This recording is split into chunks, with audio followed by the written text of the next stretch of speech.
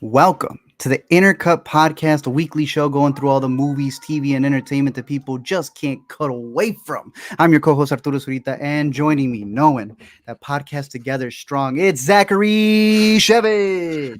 That's the line I was gonna go with. What other? Is there any other iconic quotes from the series? That's the one I'm. No. Get your hands off me, you damn dirty ape. I went through all of them, dude. I ended up going back because Hulu had all the movies. I was like, let me see what I've been missing here. I'm telling you, you don't need to watch all 9 movies to see this 10th one. The old ones are not bad, bro. The Yeah. old ones add a lot to this new one that I think will expand not just the themes, but a lot of Easter eggs that are in there. And then obviously the trilogy is the trilogy. It's the reason why we have this one continuing on in the same vein. But how many of the original ones have you seen? Honestly, I don't know. Other than that first iconic one and the Tim Burton one, if I've seen any of the ones that precede the recent ones. Funny enough, Tim Burton's the one I have not seen. Oh, I did a little okay. research in there. I heard that they filmed intimate primate scenes, I'll put it that way, with Mark Wahlberg in the character, and I was like, okay, I have a lot in store for me in the future, but I'm trying to go through those and cut them up as I've been putting them for a bigger video, kind of going through the franchise. But I find this franchise to be fascinating. The idea that it's not just one of the most iconic movies to come out in the 60s. Like literally, this was the franchise that got trumped only by Star Wars, which is fascinating to think in retrospect how big this series was. All of the sequels were coming out year after year after year. Like they were carrying a lot with this. Yeah. I mean, like it's a pretty iconic franchise. Also, just in the way that I think it was able to subvert expectations in a lot of ways. Mhm. It's been longer running than I think people give it credit for, and just of the historic Hollywood franchises that have been rebooted or revamped or whatever for the modern era of blockbuster filmmaking, is there a better success story than what has become of these Apes movies? I mean, not only are they pretty critically beloved and have like a bit of a cult fan base around them, but they're massively financially successful. This one opened to over $50 million this weekend. Damn. I was looking back at the money Dawn had made. Dawn made bank, which is my personal favorite from the most recent ones, maybe even up there with the first, in my opinion. But I think it's the idea of not just the care that they put into it, because originally in the first 5, you had a lot of makeup effects that transcended, won honorary Oscars, all that good stuff. But then with these new ones, the motion capture has gotten better every single time. I did go back to rewatch Rise. Maybe it doesn't hold up as much, but we're talking over 10 years ago at this point. I Right. do think that for the most part, Dawn, War, they still do. But we're here to talk about the main one, and that's Kingdom of the Planet of the Apes. And bro, there are moments when I was watching this movie that I was like, I, I, this is up there with some of the best motion capture work we have done in a while. Mhm. I know it's going up against Dune 2. I prefer Dune 2. This might need that award though. Just in terms of the visual effects, I mean, it's Visual effects alone. hard to argue against it. I mean, outside of Avatar, I don't know if we've seen better motion capture work or the ability to sort of use actors' expressions on these other creatures' faces. Like they are so emotive that they communicate so much through just the facial expressions and Mhm. the raising of eyes or the opening of mouths. And it's so effective, and it's also, I think, in this franchise, as it's continued on, it's not just like the main ape or two that is really convincing, but it's everybody. It's through to the background, and that Dude, was it's something that I noticed yeah. that about this film in particular is there's a lot of like background ape acting that also Mhm. helps sell the world. He was talking about the director Wes Ball, because I've been telling you. I said I'm like Wes Ball's my boy. I saw what he was doing coming up. He had that Gareth kind of upbringing with the creator and all the stuff that he's done now. Godzilla, that all came from Edwards, right? Yeah, We always mix up Edwards and Evans, but him Evans. Yeah. doing that stuff with Monster on his laptop, doing the VFX work. Wes Ball was in that same vein. You look at parts of this movie at the beginning, and just the visual effects for the city remind me of what he did in that short film, what he did in The Maze Runner. And then on top of that, having the producers who did Avatar, there are a lot of sequences here that feel a lot like Way of Water, like how they're fighting towards the end. A lot of the shots and the compositions. I really enjoyed it. I think it's a good successor to the trilogy that we've had. But most importantly, I think it really elevates the themes if you've seen all the movies. Right. So yeah, we are at the fourth of the more recent batch of Planet of the Apes movies. Can you do them all in order, because each title is a mouthful and they are hard to distinguish from one another? For the But new leave ones, it. Yeah, for the new ones, just the new ones. I think we're going. It starts with Rise of the Planet of the Apes, 2011, then it goes to Dawn of the Planet of the Apes, 2014, and then we're at War of the Planet of the Apes, 2017, and finally we've arrived at Kingdom of the Planet of the Apes. today. Yeah. Yeah. Do you have a favorite? Of all of those, I'd probably go with Dawn right now. Dawn's my That's the first go-to. Matt Reeves one, right? Mhm. I've been seeing a lot of hate coming towards Rise's way recently, which I'm a bit surprised by. Like, I thought we were all in James agreement that Franco. that was a good one back. Yeah, right. Is it just the James Franco thing, or is it the I think aged that's what it is. CGI? Hey, just give it another 5 years. They're gonna come back and they're gonna like it. They should reskin it though. Yeah. That would be You know beautiful who? because there's some shots that would be You know better. who really likes Rise of the Planet of the Apes is Wes Ball. A lot Yes, he of does. imagery and ideas borrowed for that one. A lot of especially things when coming to with characters, because I know a lot of people they've had theories on this new one with Caesar maybe having a descendant, because now you do have a brand new set of characters Right. because it's We been are, several hundred years. Yeah, yeah, generations past a the lot of rise and time. rebellion of Caesar. So Yeah, Caesar's now this kind of like historical figure for them. He's it's almost like Jesus. ape Jesus, monkey Jesus, or something like that. Got a symbol, got everything going for it. But I heard him saying inklings about what this was supposed to be. And it was interesting to hear him talk about how this was going to be a movie that takes what you think you know of history and reshapes it.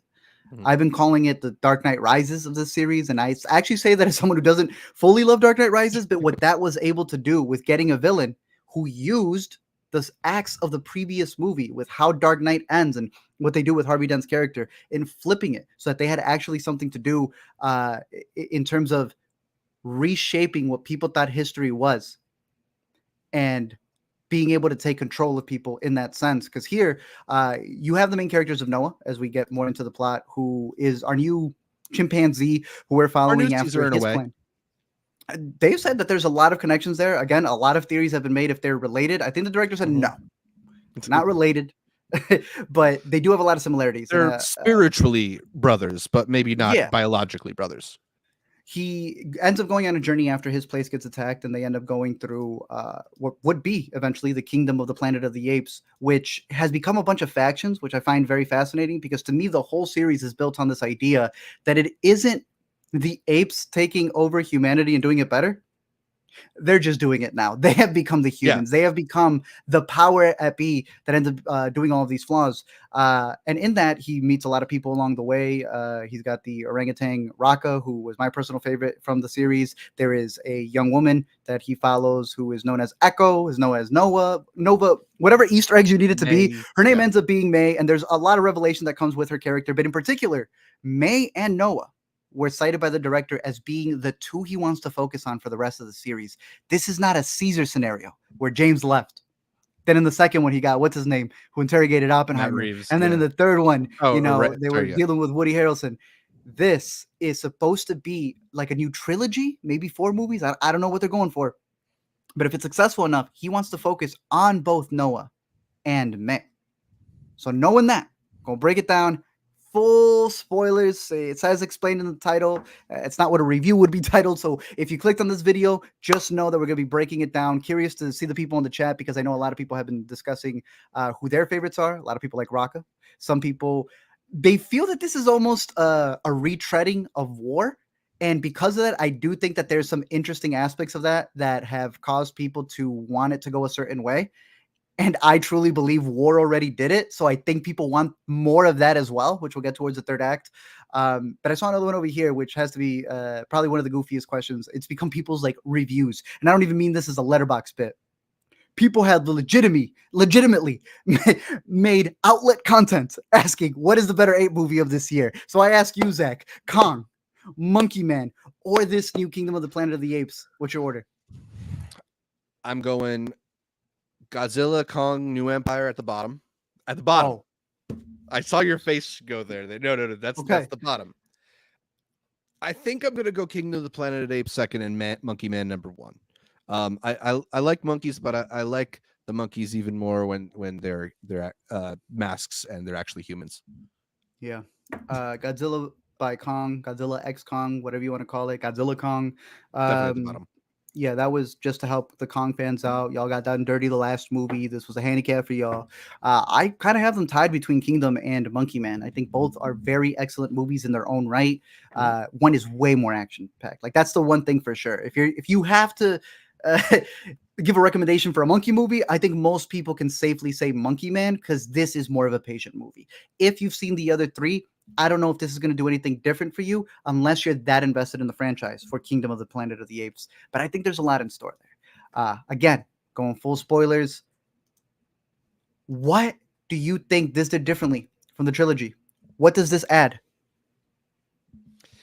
Uh, well, I mean, in some ways, it's kind of like a restarting of the game, right? Like they're going back to a zero point at the end of this movie because, as you mentioned, Westball is envisioning this as a franchise moving forward, surrounding these characters of Noah and May, and in a lot of ways, they're setting up like what is the new ape faction that's going Yeah. to go forward, be what is the what's going on with humanity in this war, or this war over planet Earth, this this era in which the apes are on top and the humans almost look like wild animals. And I mean, as much as they try to do them up, I don't know if the actress is ever fully convincing as playing like a wild creature. She's got Freya Mhm. Allen kind of has like supermodel skin, but I guess that also makes sense given what we find out about the character, that she may not be quite as wild as some of the other humans that are out there. That there is a faction of humans out there that have kind of been holed up, preparing for the rebuild, if that's how you want to phrase it. I'm glad you mentioned her because at first you think that, right? Like, why do they have what looks like an Abercrombie model out there doing Yeah, this stuff? pink lip But then gloss and all. you go back to the first. Look at that. The original Nova kind of has the same thing. It's got this Raquel Welch thing that they were doing, especially back in the 50s and 60s. They're always meant to look like a little bit more attractive than what would be someone who you just find in the middle of nowhere. This one also had uh the one you said you've seen. I have not seen it yet, but looking at the poster, they do the exact same thing. And who they cast here to be his counterpart, Right. someone who looks like a model who's now just out there in the middle of nowhere. Funny thing about this one, why I'm really intrigued though, is again, Mark Wahlberg's love interest isn't the human, it's Helena Bonham Carter as the monkey. So that's fascinating to me. I want to say that it's jarring. It does stand out a lot, but at the same time, I do think it's done on purpose because it's like an homage to the franchise to a degree. Sure. It also helps To to have everybody an though. attractive person in all the trailers for your movie, but Caesar looks good. that's Caesar Junior classic side, Hollywood. Lil Noah. Yeah, Um, I'm seeing a little too much thirsting over monkeys on my timeline, and I'm not so sure how I feel about that. it's always been there. This is just putting it up in the forefront, and they're too realistic at this point. I do like how they expand on her character, and again, going back Yeah. to it, the way that they end up meeting up is because there is this faction out there that is looking to destroy and really just almost like gather all of the apes and monkeys and chips that are around in order to create what is like a prison of Yeah. all of these apes in order to be able to break into this vault.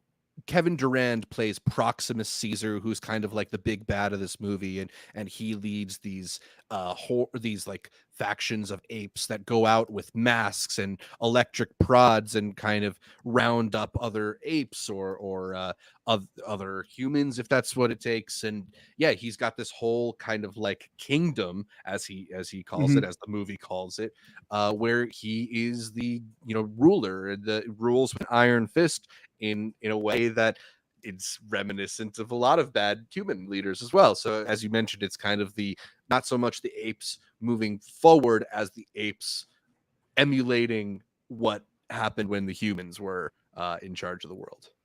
I think that's a big one too. People came out of my theater going, "Yeah, that's this president. Yeah, that's that. Yeah, that's this." And I think that takes away from the fact that you can watch the old Planet of the Apes movies and they're telling you the exact same story.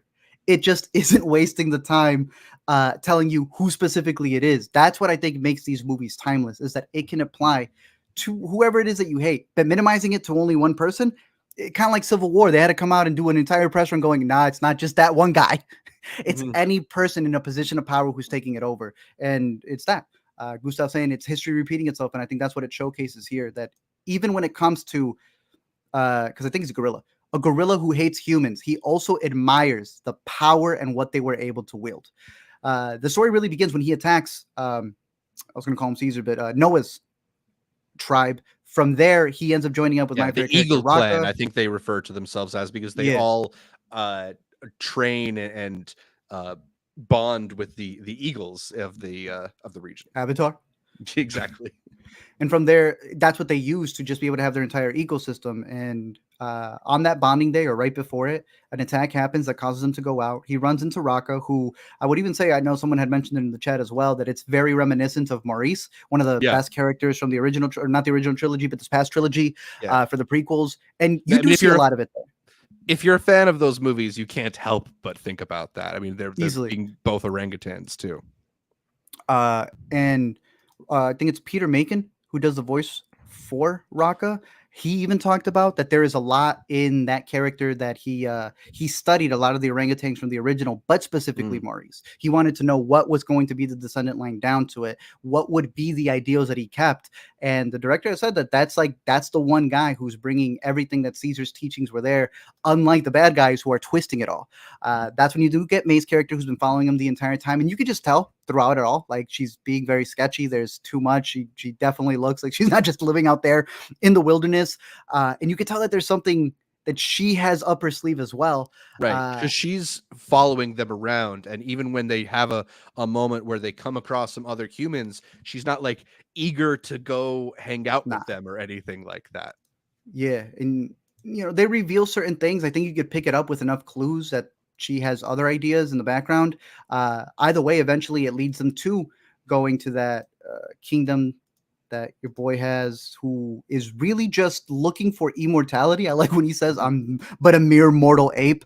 Durant really kills the performance. This man has been doing this performance everywhere that he goes, but it's in going into the vault that he's seeking out knowledge. And I think that's something that a lot of our 2024 movies have really focused on. It's how much information you know. And it's the person who can either hold all the information or manipulate it that gets ahead of it. He also Definitely. has a very interesting character who I did not know was in the movie, William H. Macy. Talk about Yeah. him. Well, they do a decent job of or they at least did a decent job of keeping some of these movies' secrets hidden from the marketing. And one of those secrets is that there is a character played by William H. Macy, who is essentially like a slave slash right hand man to Librarian. Proximus Caesar. Yeah. Basically, his like servant human who is able to read all the books of old and pass down information to Caesar, or excuse me, Proximus Caesar. Um, and it's this really interesting scenario where William H. Macy's character is like aware of this, shifting world order, and is just making the best for himself under a dictator, which is Yeah. not a type of position we're unfamiliar with. It's just unfamiliar to see it as a human being subservient to an ape. Yeah, and there's an interesting perspective there because there's a scene when they're all captured that he's talking to May's character and saying, like, you can't focus on the way things were. It's how Mhm. things are at this point. And that leads to an altercation towards the end where they bring up the fact that he may feel guilt. He's at this point where it's like he can't go back to the way things were because he's kind of sold humanity out for the apes.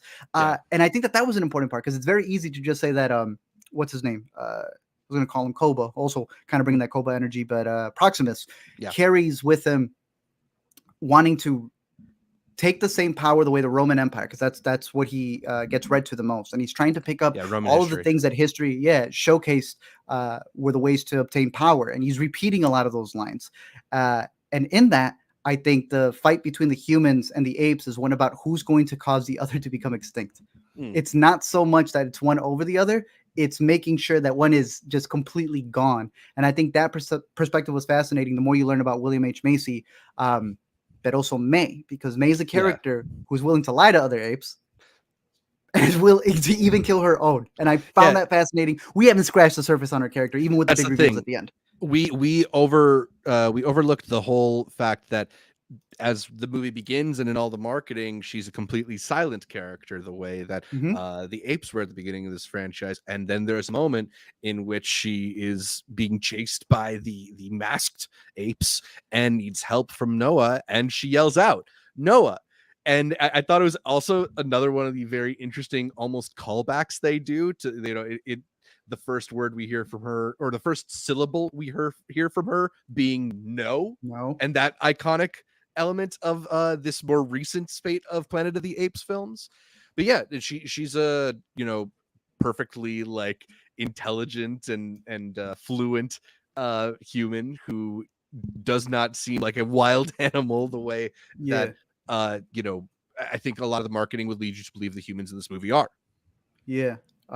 You were alluding to how that's no is the first thing that Caesar says, and Yes. in rewatching the older ones, it's almost a prophetic thing that they have. Because right now they're kind of building up the parables of Caesar, but eventually someone comes up with scripture, and you see that in the original five that they are quoting things out of scrolls. It's in the original movie as well. I can't trust humans because it says right here in my scroll, verse 6, y'all are bad. I'm excited to see how they're going to connect that. That's what I think the purpose of this movie is how you take the information that has been told to you. And what's the saying? That it's the winners who tell Right history. history, yeah. They're building their truths at this point, and the idea of switching it to apes, I think, allows a lot of people. That's why the series has lasted so long. Um, it allows you to be able to take the humans out of the equation and to see what happens when you flip it. That it's not just human nature; it's nature itself. When you wield this power and you have this intelligence, who is abusing it to come out on top? And is it possible to coexist? That's a question that goes to the final frame of the movie. And in revealing probably the biggest part of it, it's not just that Proximus wants to get into the vault, which, as we learn, ends up being these guns that are in there. It's like a whole Mhm. Avatar military facility, which, if you see the first, I don't know how long ago you saw the first one. There's a couple of Easter eggs when dealing with like the doll that they pick up for no Mhm. reason. There are moments in this movie they'll pick up something and you're like, what's the point of that? I probably need to rewatch the first one. That is a way that they showcase that humans have been there. It's not just an artifact; it's damn near a fossil. Mhm. I thought that was a pretty interesting part of it. I don't know if you picked up on any other stuff. No, I mean the only other Easter egg that I'm thinking of is I just love the use of Caesar's window from Rise as the amulet. You see it's the symbol spray painted on the side of that kingdom, monkey kingdom in the movie as well. I guess monkeys have developed spray paint technology. It's yeah, it's just cool to see that kind of be the creation not just of these sort of mythic characters, but this iconography. It's like how Jesus has his cross, Caesar has his Hmm. ring. Yep. Uh, what do you think of her character's reveal at the end, kind of being like the person who's working with this underground bunker of humans? Um, I mean, to me, it's the mechanism of franchise filmmaking coming into motion, right? Like it's one of these moments where um you realize the film isn't ending but continuing the next part of the story. So Hmm. while I found it intriguing, there is an element of like, just tell me one story at a time, I think, Yeah. that frustrates me. But like it does like lead to an interesting potential future for this franchise. I just yeah, I mean, it feels like they're almost bait and switching you in terms of the way that humans are depicted in the early half of this movie and then the latter half of this movie. That is one thing that I want to get to towards the end. It's how they approach it thematically from that sense. I thought it was jarring. I was like, where these people come from? And Right. then in rewatching the other ones, there's like something they may be connecting to. That's something I'm going to break down later in a video because I can see the parallels of what they're trying to do with the franchise. Do you take her as being a bad person? There's one particular shot, which is really the most discussed shot at the end when they talk about coexisting. Can apes live together? They said Caesar said it was a possibility. Hmm. And what they do, they cut to the shot of the gun. Your take on that? Yeah, I mean, I don't know if I would frame that as she's a bad person, but I interpret it as, we exist in constant states of conflict, and there is kind of no peace as long as we have differences to fight over. I mean, we the sort of inevitability of human nature is to come into conflict over different things, and I think that's sort of, in a way, the point of this franchise is like the bridges we do and don't build. So, I look, do I think she's doing like a good moral thing? No, but I think it just the threat of the other is something that is constantly present in this franchise, and Yeah. it's something that's going to obviously continue throughout this franchise.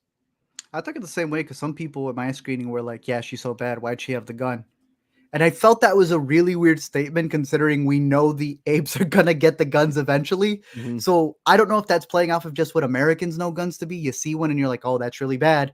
Mm. Of course, humans and their guns, and apes and their guns too. Yeah, I like think it's showcasing. Yeah, I would probably be a lot less pro gun ownership, or a lot more pro gun ownership, if there was an ape takeover, to be if honest. there was an ape takeover, Yeah. I saw that right, and they cut to it, and it's like, "Oh no, she's lying." And I'm like, "Oh no, she's a third of the size of this monkey. Like, what is she Yeah. supposed to do?" Right. He's got to walk around with something like that. Plus, Noah's got a what's it called? The prattle, the song Yeah, the thing. cattle prod or whatever it I'm not is. messing with, and the birds that he's got by Yeah. the end of the series that he could just send as an attack. Mhm. I thought it was really interesting. You see the actress from Severance at the end pop out in what is this like little community of things, and I'm curious to see how they're going to expand on that, especially with how it connects to um, the later ones, 4 and 5. I want to say Yeah, Battle, you're right. She was especially. from Severance. I was Yes, like sir. looking at She's her. way You're too big. familiar. Right, you see her face and you're like, no, you're from like something that I invested a lot of Yeah. time in. We thought it was like Dollhouse, which is probably in, but no, it was Severance. Nice. You know that's like you were kind of alluding to. That means they have a lot in store. We're in this new realm of franchise filmmaking, right? Doom Part 2, where you get one image of an actress, and you're like, that's way too big of an actress to be in this movie.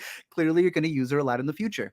I think you see the same thing here. It's not just May and Noah continuing, but they're leaving little crumbs into what it's going to build up to, and how you're going to have way more conflicts between the humans and the apes, especially with who they have hiding in the Yeah. background. Is Wes Ball going to have time to make those movies, though? He's got a Zelda movie to go make. Okay, I will say this: the greenery in his movies, I think it's just, I think he may have like one same like palette that he uses Mhm. for all of them, and he's like, yeah, this is gonna be my stamp right there. Ever since he did Ruin, to me, he just has that Last of Us kind of feel of kind of the Earth taking over. He's talked a lot about climate change, which I'm kind of curious where he takes it because you would assume it's the virus that took out most of the people. He's putting it on climate change being what's wiped out many of them. That's why the people at the end don't come out unless they've got like the ventilator thing. They're the hazmat suit. Right, right. That leaves me with more questions like, why does this girl have that? How is she so smart? Like, we're Mhm. 300 years past. Like, where did you get all of this knowledge, the ability to be able to finesse, monkeys who have just gotten smarter? I think it leaves a lot more in store that they're clearly waiting to answer in a sequel. To you, does that mean that it takes a lot more away from this movie because it's not as finite? Um, takes away is maybe the wrong way to put it, but maybe limits how interesting I found it. Like this, to me, this is not one of the best of the more recent movies. It's good, and I thoroughly enjoyed it.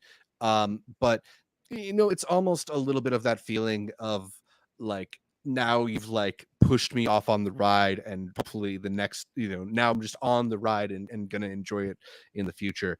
Um, like they're playing with these really interesting ideas, and I think particularly the whole element of the ways in which their version of scripture gets misinterpreted is probably the most interesting element of this movie, and that like Mhm.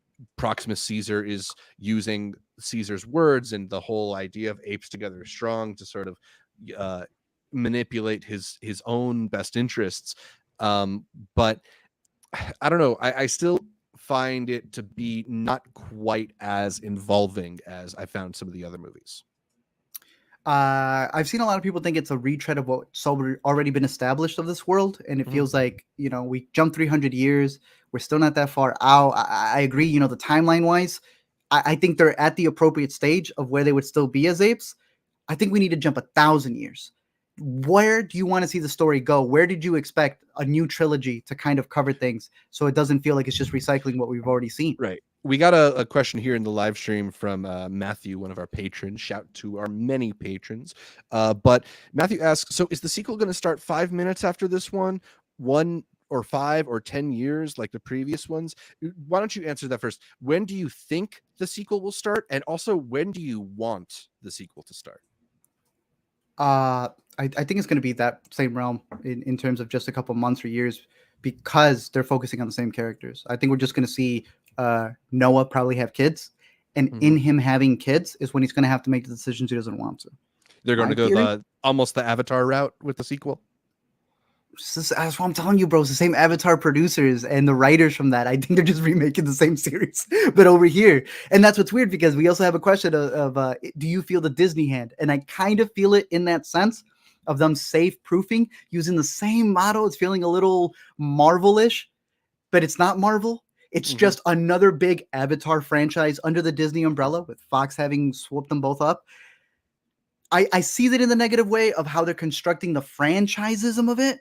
But I mean, I think this is one of the best looking ones specifically because of the Disney research team. You know, when they send them out there on those expeditions, they're going on the best vacation possible. But what they bring back is some incredible stuff. And when they're riding on the horses, like, dude, some of these shots right here, let me pull this one up. It's some gorgeous things, bro. That's why I'm telling you that as much as I love Dune, I don't think anything's touching it with visual effects. I think do you prefer the look of these movies to like Lion King? We got the trailer for Mufasa recently. We know those movies aren't like good, but they're like effective in terms of the visual, like, you know, the animals look really incredible. I don't think they're good in terms of like the cartoonish nature of Lion King as a story. I was hanging out with them at the campfire, but what are you talking about? The emotions on this is exactly what we're saying. You know what? That's glad what Lion King is missing, in fact. I'm glad you brought up Lion King because people keep jumping the gun and going, no, this is too realistic. And they do like cartoony edits with it. I don't think that's what we're looking for either. What could be the perfect example? It doesn't feel like a live action cartoon. It doesn't feel like a realistic, what have we been calling it? Like a Planet Earth with the Lion King movies. This has that perfect threshold of CGI where you can see the emotions that these characters have. I think it's the best visual effects we're gonna get all year. It's not even close. I think you're able to get the performances across. Nice. I think Circus should have gotten an award a long time ago. I hope he comes back too. That I like just the setup that they've had with their monkey schools and stuff to be able to get the actors to really fall into place and have this almost like amalgamation of a human and, do you want to focus an animal on the performances quick for a second here, because I thought some of the performers were really, really effective.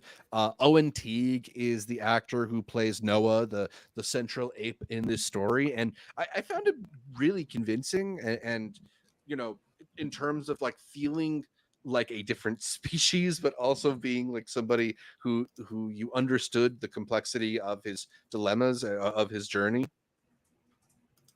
I just love that our boy from I know people know him from it. Who?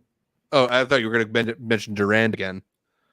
Oh yeah, no. For Owen Teague, him being our boy from The Sun in You Hurt My Feelings. Oh yeah, that's the boy right there. Good for him.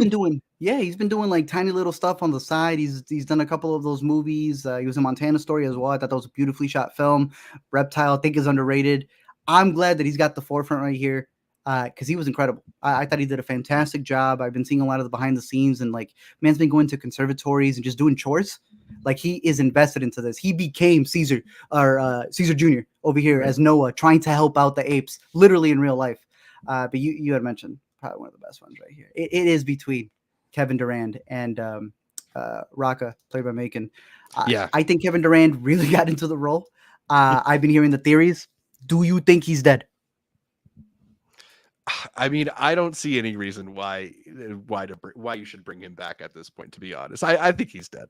Because it's War of the Planet of the Apes, and people want that same storyline of them being You entrapped know and who the I don't monkey who think is was dead? against them coming back. You know who I don't think is dead? I don't think Rocka's dead. He could have survived those rapids. I bring back my boy Rocka. I'm not even gonna argue with that. Rocka should have never left, in my Yeah. opinion. Who he died for, sacrificing for her, absolutely not. And that's only because Noah's just like always getting beat up in the movie. But I like that about his character. I think a lot of critiques have been done on him not having the biggest growth, but I think you see it in there. You have several moments where he is being changed as a, as a person, as an ape, because of what he knew from his own Mhm. clan.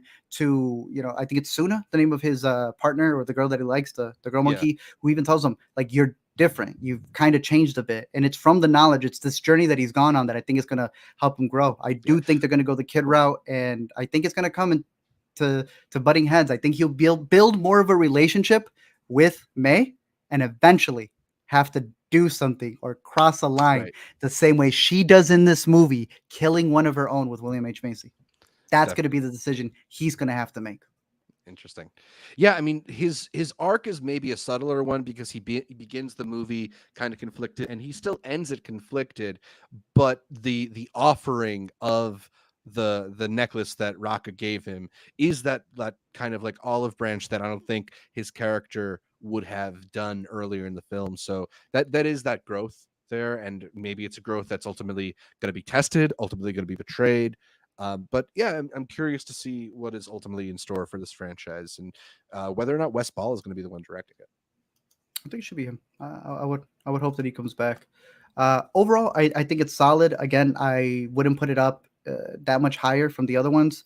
Um, I still think that Dawn and the original would be in my top two. I'm struggling to see what would be my three, because the what is it, two, three, four, and five? Since they did the whole Star Wars thing of having the originals come out, and now they're doing the prequels. Uh, there's some funny stuff in the original, bro. You have to watch it. The monkey Mm, costumes and just the characters. I didn't realize how intriguing they were gonna be. They're not as stiff. There mhm. are actual like chimp characters who who are like little kids who are fighting against authority. You have the philosophical chimpanzees, the militaristic gorillas. You have the orangutans that are like the philosophers. I'm like, they really do create a fleshed out Yeah, world, and I appreciated watching them. I see why we're still having more installments of this franchise. yeah. You know what's a really fleshed out world is the world of Planet the Apes the musical from that one Simpsons episode. Have you seen that clip? It's one of my I favorite Simpsons Dude, jokes. I okay, so I've never seen the episode. Everyone's been bringing that up, so I have to get on that because more people remember that than the actual ending, which I find hilarious. I'm about to Just watch it. incredible Troy McClure jokes. Yeah, you have to watch that too. Anything else? Any other characters, theories, ideas that you hope they Mm. carry on with this? Not in nothing that I can think of in particular. Anything you got? I know you do more of the deep dive into interviews and stuff like Yeah, that. I got a lot of breakdowns coming for LME in terms of how it connects to the other franchises, especially a lot of the stuff from Battle, which was the final one. I think that's what they're going to be leading up to. Um, but overall, my big Anything thing that is you can't find room for in the LME video that you want to insert here? No, just I'll um, go into the LME. We'll watch the LME. well, it's more so visual Yeah. cuts and stuff, Mhm. because I think that's a big part in terms of how they're combining it all. That there's a big theory on, are they rebooted or are they connected? Mm. I know you haven't seen the other ones, but that there's Right, some right. discrepancies of what they've moved. But you know, How there's close are the characters you actually? know there's time travel. It, yes, that's integral to the earlier elements of the franchise. Yeah. Well, the third movie, they don't bring that into the third movie, and that's kind of what like creates what people didn't know as multiverses. Hmm. And that's, I think, a big theory of how they may be able to combine stuff or how they're going to overlap, because Westball is a huge fan of the originals and the trilogy. And I think what he's taking upon himself is finding a way to combine them. And I think that's where the most interesting element is going to come in. So I'm excited for them. Having rewatched the other ones, I think they don't always stand the test of time. There's some stuff in Conquest in particular where they thought they were being progressive. I don't. It's like a two-edged sword. I don't think they were going for what they thought they were going Yeah. for. Yeah. But a lot of the themes in there and how they're supposed to reflect society, I think are pretty smart. And I think that they've been able to develop, cutting edge costumes to now cutting edge VFX. Um, So I'm still excited for them, and I will continue to watch them all in theaters. Yeah. This one, I think for most people, maybe wait at home. Like I strongly recommend catching it once you have it available at home. It's gonna look beautiful. We had discussed how I love the honesty of Wes Ball saying that Mhm. don't catch this in IMAX. It's not gonna go big. Don't catch it in Dolby. I didn't do that much high def. He made a movie that is the answer to that the Darkest Night, Dark Knight, Black Knight, Game of Thrones.